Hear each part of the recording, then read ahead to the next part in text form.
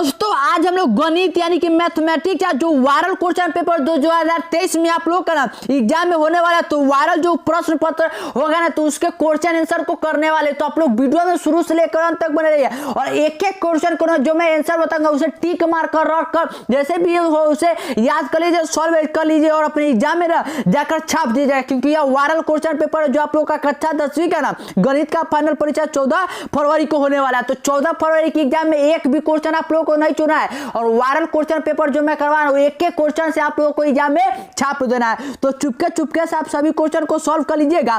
तो पहले क्वेश्चन की बढ़ते हैं, तो इसमें आप लोगों को इंस्ट्रक्शन दिया हुआ है क्या कि 101 से लेकर 100 तक क्वेश्चन, जिसमें आप लोगों को 50 तक के क्वेश्चन को ही सॉल्व करना है। ठीक है, तो फटाफट से क्वेश्चन की ओर बढ़ते हैं। तो जो पहला क्वेश्चन है ना वह क्या है कि 92 बटा में 115 का सरलतम रूप पूछा गया, कि इसका सरलतम रूप आपके एग्जाम में पूछा गया है। तो इसका सरलतम रूप जो होगा ना वो याद कर लीजिएगा कि 4 बटा में 5 होगा। कितना होगा? 4 बटा में 5 होगा। क्वेश्चन नंबर 2 की ओर बढ़ते हैं। तो 2 आपके एग्जाम में है क्या कि 2 परिमेय संख्याओं के बीच अधिकतम कितनी परिमेय संख्या हो सकता है। तो ये तो कितनी बार आप लोगों को बताया कि 2 परिमेय संख्या के बीच में कितना अधिकतम हो सकता है, तो अनंत हो सकता है। तो इसका राइट आंसर डी हो जाएगा।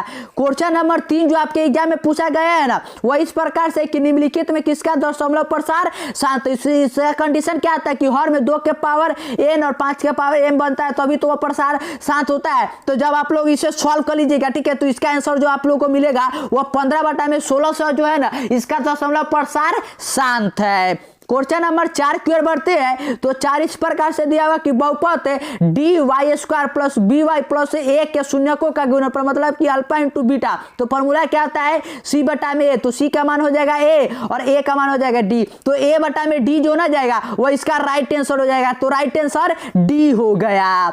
क्वेश्चन नंबर 5 की ओर बढ़ते हैं। तो 5 दिया हुआ है क्या कि रूट अंडर 18 का परिमेयकरण गुणांक पूछा गया है। तो रूट अंडर 18 का क्या परिमेयकरण गुणांक होगा कि 3 रूट अंडर 2 होगा। तो इसका राइट आंसर जो बनेगा ना यहाँ पर ऑप्शन नंबर बी होना चाहिए। ठीक है, यहाँ पर 3 गुना में होना चाहिए, तो राइट आंसर बी हो जाएगा। क्वेश्चन नंबर 6 की ओर बढ़ते हैं। तो 6 बहुत ही सिंपल, जो मैंने कितनी बार करवाया है क्वेश्चन वही क्वेश्चन है कि सबसे छोटी आभाज्य संख्या, सबसे छोटी आभाज्य संख्या कौन होता है? तो 2 होता है। तो इसका right answer option number B हो जाएगा 2। क्वेश्चन नंबर 7 की ओर बढ़ते हैं। तो 7 इस प्रकार से है कि यदि B Q A equal to B Q plus R हो, जहां ए और बी धनात्मक पूर्णांक हो, तो अब इसका कंडीशन पूछा गया कि कंडीशन क्या होगा। तो ये भी मैंने आप लोगों को कितनी बार क्वेश्चन करवाया है कि जो आर होता है ना वह क्या होता है कि लेस देन बी होता है। ठीक है, आर जो होता है वो लेस देन बी होता है। तो इसका right answer option number C हो जाएगा। जैसा क्वेश्चन मैंने आपको करवाया ना वैसा ही क्वेश्चन आपके फाइनल एग्जाम में पूछा गया। तो अभी उतना समय ना मैं जो आंसर का टिक मारते जा रहा हूं उसे आप लोग कैसे भी कर याद कर लीजिए। क्वेश्चन नंबर 8 की ओर बढ़ते हैं। तो 8 इस प्रकार से है, तो निम्नलिखित में कौन परिमेय संख्या है। निम्नलिखित इन चारों में पूछा गया कि कौन सा परिमेय संख्या है। तो सिंपल है, आप लोग ऑप्शन नंबर डी में रूट अंडर 5 ऊपर नीचे काट दीजिएगा तो कितना मिलेगा? 6 बटा में 1, यानी यह क्या है? तो परिमेय संख्या। तो right answer option number D हो जाएगा। क्वेश्चन नंबर 9 की ओर बढ़ते हैं। तो 9 है क्या कि दुर्घात बहुपद x square plus 12x plus 15 के शून्य के, इसका शून्य जो होगा ना वो पूछा गया कि शून्य क्या होगा। तो इसे आप लोग सॉल्व कर लीजिएगा 7 5 35 कर। ठीक है, 7x प्लस 5x प्लस 35 कर। ठीक है, और यहाँ से जो आप लोग को x का मान मिलेगा ना वो -7 और 1 -5 मिलेगा और दोनों को दोनों क्या मिलेगा? ऋणात्मक। तो इसका right answer option number B हो जाएगा, दोनों ऋणात्मक है। क्वेश्चन नंबर 10 की ओर बढ़ते हैं। तो 10 इस प्रकार से कि निम्नलिखित में कौन अपरिमेय संख्या, इन चारों में कौन अपरिमेय संख्या है। सिंपल है, जो रूट अंडर 27 है ना यही 27 क्या है कि अपरिमेय संख्या है। क्वेश्चन नंबर 11 की ओर बढ़ते हैं। तो 11 क्या है कि बहुपद 5y स्क्वायर माइनस 25 के शून्य। तो simple 5y square equal to 25 हो जाएगा और 25 को 5 से काटेगा तो y इक्वल टू मिलेगा क्या कि प्लस माइनस रूट अंडर 5 और प्लस माइनस रूट अंडर 5 क्या है? तो ऑप्शन नंबर यहाँ पर कहां पर है? तो ऑप्शन नंबर सी में। तो राइट आंसर सी हो जाएगा। क्वेश्चन नंबर 12 की ओर बढ़ते हैं। तो 12 क्या है कि एक दुर्घात बहुपद के शून्यकों का योग, मतलब कि अल्फा प्लस बीटा का मान है 3 दिया हुआ और अल्फा इंटू बीटा का मान है -40। तो फॉर्मूले पर पुट करिएगा तो एक्स स्क्वायर -3x और -40 इक्वल टू हो जाएगा 0। और कहाँ है आप लोग देखिए, एक्स स्क्वायर -3x और -40, ये कहाँ है? तो ऑप्शन नंबर ए में। तो right answer option number A हो जाएगा। क्वेश्चन नंबर 13 की ओर बढ़ते हैं। तो 13 इस प्रकार से कि युग्म के x + 2y = 4 और 2x + 4y = 8 है। तो इसका हल पूछा गया कि हल क्या होगा। तो सॉल्व कर लिए तो 1/2 हो जाएगा, 2/4 यानी कि ये भी 1/2 हो जाएगा और 4/8 यानी कि ये भी 1/2 हो जाएगा और तीनों के तीनों बराबर है, मतलब ये क्या है तो अनगिनत हल है। तो इसका right answer option number D हो जाएगा।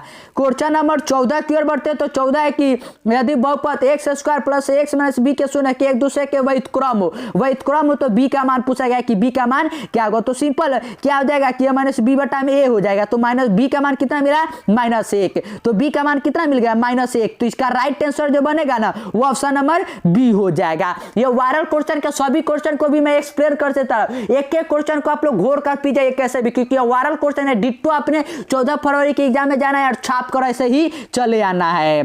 क्वेश्चन नंबर 15 की ओर बढ़ते। तो 15 में है क्या, यहाँ पर दिया हुआ आप लोगों को कि अर्धवृत्त का कोण है। अर्धवृत्त का कोण पूछा गया कि अर्धवृत्त का कोण क्या है। तो इसका अर्धवृत्त का कोण क्या होगा तो 90 डिग्री। तो राइट आंसर सी हो जाएगा। क्वेश्चन नंबर 16 की ओर बढ़ते हैं। तो 16 में है क्या कि दुर्घात समीकरण x² + bx + c = 0 जहां a ≠ 0 को वास्तविक मूल नहीं है। यदि वास्तविक मूल यदि नहीं है तो इसका कंडीशन क्या होगा। तो सिंपल है कि जो b² - 4c है ना वह 0 से छोटा होगा। तो राइट आंसर डी हो जाएगा। क्वेश्चन नंबर 17 की ओर बढ़ते हैं। तो 17 में क्या कि यदि अल्फा तथा बीटा समीकरण 2x² - x - 6 के मूल हो तो इसका से अल्फा प्लस बीटा का मान मिल जाएगा 1/2 हो जाएगा और अल्फा इंटू बीटा निकालिएगा तो मिलेगा -3। यहाँ से सॉल्व करिए तो अल्फा इंटू बीटा और ऊपर हो जाएगा अल्फा प्लस बीटा, तो ऊपर पुट करिएगा तो मिलेगा 1/6 माइनस 1/6। तो इसका राइट आंसर जो हो जाएगा ना वो ऑप्शन नंबर डी हो जाएगा। क्वेश्चन नंबर 18 की ओर बढ़ते हैं। तो 18 के समांतर से -3 4 11 18 डॉट डॉट का 21वां पद कौन होगा। तो n का मान हो गया 21, a का मान हो गया -3 और d का मान 4 में से 3 घटाइएगा तो 7 हो जाएगा। कितना हो जाएगा 7। तो इसी फॉर्मूले पर आप लोग जो फॉर्मूला मैं बता रहा हूँ, फॉर्मूला क्या होता है an = होता है a + n - 1 और इंटू डी। इसी पर सभी को पुट कर लीजिएगा और इसका जो आंसर आप लोगों को मिलेगा मैं सीधा बता देता हूँ कि अभी उतना समय नहीं है। तो इसका राइट आंसर 137 हो जाएगा। क्वेश्चन नंबर 19 की ओर बढ़ते हैं। तो 19 है क्या कि निम्नलिखित में कौन दुर्घात समीकरण, इन चारों में कौन पूछा गया है कि दुर्घात समीकरण है। तो सिंपल जब आप लोग ऑप्शन नंबर ए को सॉल्व करिएगा ना तो ये आप लोगों को दुर्घात समीकरण मिलेगा। क्वेश्चन नंबर 20 जो पहले वाला 18 में बताया था ना वैसा ही क्वेश्चन है, तो इसे भी आप लोग सॉल्व कर लीजिएगा। यहाँ पर tn का मान आप लोगों को दिया हुआ है 0, a का मान हो जाएगा 80 और d का मान हो जाएगा -4 और फॉर्मूले पर पुट कर लीजिएगा और निकाल लीजिएगा। तो पुट कर निकालिएगा ना तो जो आप लोगों को आंसर मिलेगा वह 21वां पद मिलेगा। क्वेश्चन नंबर 21 की ओर बढ़ते हैं। तो 21 है कि यदि समांतर श्रेणी का समान पद 6 - 4n हो तो इसका सारवंतर। तो n के जगह पर आप लोग 1 2 पुट कर देख लीजिए। तो 1 पुट करिएगा तो 2 आ जाएगा, 2 पुट करिएगा तो -2 आएगा, 3 पुट करिएगा तो -6 आएगा। तो इसका सारवंतर निकालिएगा ना तो कितना मिलेगा -4 मिलेगा। कितना -4। तो इसका right answer option number C हो जाएगा। क्वेश्चन नंबर 22 की ओर बढ़ते हैं। तो 22 में सिंपल है क्या कि निम्नलिखित में कौन समांतर श्रेणी नहीं है। ये डिट्टो वायरल क्वेश्चन वाला प्रश्न है, तो सभी को मैं जल्दी बताते चल रहा हूं ताकि आप लोग चुपके से आप लोग इस सभी क्वेश्चन को याद कर ले और अपने एग्जाम में जाकर छापते। ठीक है, तो इसका जो 22 का आंसर आप लोगों को मिलेगा ना, अगर आप लोग ऑप्शन नंबर सी को चेक करिएगा तो इसका सारवंतर समान मिलेगा, मतलब कि यह समांतर श्रेणी है। क्वेश्चन नंबर 23 की ओर बढ़ते हैं। तो 23 है क्या कि मूल बिंदु के नियामक, मूल बिंदु का नियम क्या होता है। तो सिंपल मूल बिंदु का नियम क्या होता है 0 0। तो राइट आंसर डी हो जाएगा। क्वेश्चन नंबर 24 की ओर बढ़ते हैं। तो 24 है कि त्रिभुज एबीसी अति समरूप है त्रिभुज पीक्यूआर के तथा क्यूआर को बटा में पीसी = 2/3 है। तो एरिया त्रिभुज पीक्यूआर बटा में एरिया त्रिभुज एबीसी का क्या होगा। तो इसका जो आंसर होगा ना वो आंसर होगा कि 4/9, क्योंकि दोनों का स्क्वायर करेगा 2 का स्क्वायर हो जाएगा 4 और 3 का स्क्वायर हो जाएगा 9। तो राइट आंसर ए हो जाएगा। क्वेश्चन नंबर 25 की ओर बढ़ते हैं ना। तो 25 में दिया हुआ है क्या कि दी गई आकृति में x का मान, यहाँ पर x जो है ना इसका मान पूछा गया कि मान क्या होगा। तो 6 5 से 11 तो यहाँ पर होगा 70 डिग्री होगा और हम लोग जानते हैं कि 180 डिग्री का गोल बनता है तो ये 70 डिग्री है, तो ये कितना होगा 110 डिग्री होगा। तो इसका राइट आंसर जो बनेगा ना वो ऑप्शन नंबर ए हो जाएगा। तो सभी क्वेश्चन को मैं बताते चलूँ, आप लोग चैनल को सब्सक्राइब कर लीजिए, ठीक है, क्योंकि इसके बाद आप लोगों को हिंदी का करवाना है, फिर आप लोग को संस्कृत का, इंग्लिश का, सोशल, सभी सब्जेक्ट के वायरल क्वेश्चन को करवाना है। इसलिए आप लोग चैनल को सब्सक्राइब कर लीजिए, ठीक है, और डिट्टो एक एक क्वेश्चन को रटते चाहिए और एग्जाम में जाकर छाप दीजिएगा। क्वेश्चन नंबर 26 की ओर बढ़ते हैं। तो 26 में दिया हुआ है क्या कि बिंदु 0, 6 और 8 0 के मिलाने वाले मध्य बिंदु का नियम है। तो मध्य बिंदु का फॉर्मूला क्या होता है, x1 प्लस x2 बटा में 2 और ये होता है y1 प्लस y2 बटा में 2 होता है। तो इसी पर पुट कर लीजिएगा। तो 8 को 2 से भाग करिएगा तो 4 और 6 को तो 3, तो 4 और 3 हम लोगों को क्या मिल जाएगा कि मध्य बिंदु। तो 4 और 3 कहाँ है, तो आप लोग ऑप्शन नंबर डी में दिया हुआ है। तो right answer option number D हो जाएगा।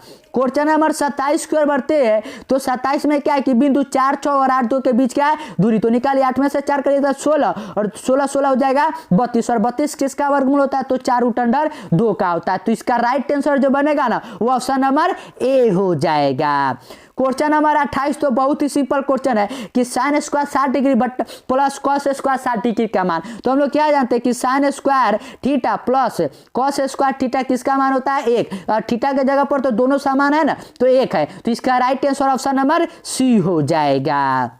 क्वेश्चन नंबर 29 की ओर बढ़ते हैं। तो 29 है कि यदि रैखिक समीकरण का युग्म में संगत हो तो रेखा होता है। अगर रैखिक युग्म का समीकरण संगत हो तो उसका रेखा कैसा होता है, तो सिंपल रेखा कैसा होता है, तो हमेशा समपाती होता है। तो राइट आंसर ए हो जाएगा। क्वेश्चन नंबर 30 की ओर बढ़ते हैं। तो 30 है कि बिंदु -6 और -5 बटा में 2 मतलब कि दोनों के दोनों माइनस है। और चतुर्थांश में क्या होता है कि पहले में प्लस प्लस, दूसरे में माइनस प्लस, तीसरे में होता है माइनस माइनस। तो दोनों के दोनों माइनस है तीसरे में। तो इसका कौन सा चतुर्थांश हो जाएगा, तो इसका राइट आंसर हो जाएगा कि तृतीय चतुर्थांश हो जाएगा। क्वेश्चन नंबर 31 की ओर बढ़ते हैं। तो 31 में है क्या कि त्रिभुज पी क्यू आर में भुजा क्यू आर के एस बिंदु तक इस प्रकार बढ़ाया गया कि पी आर एस 120 डिग्री और क्यू पी आर 30 डिग्री। तो पी क्यू आर का मान पूछा गया कि पी क्यू आर का मान कितना होगा। तो पी क्यू आर का जो मान होगा ना वह 60 डिग्री होगा। कितना, 60 डिग्री होगा।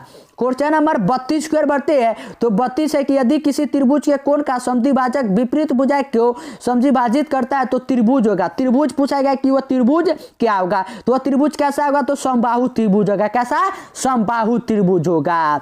क्वेश्चन नंबर 33 की ओर बढ़ते हैं। तो 33 में बताया गया है कि इसका स्क्वायर कर दीजिए। यही बटा में, अच्छा अब की पूछा गया कि यही बटा में इसी क्या होगा, तो सिंपल है क्या, सेम का सेम रह जाएगा तो 2 बटा में 3। तो राइट आंसर बी हो जाएगा।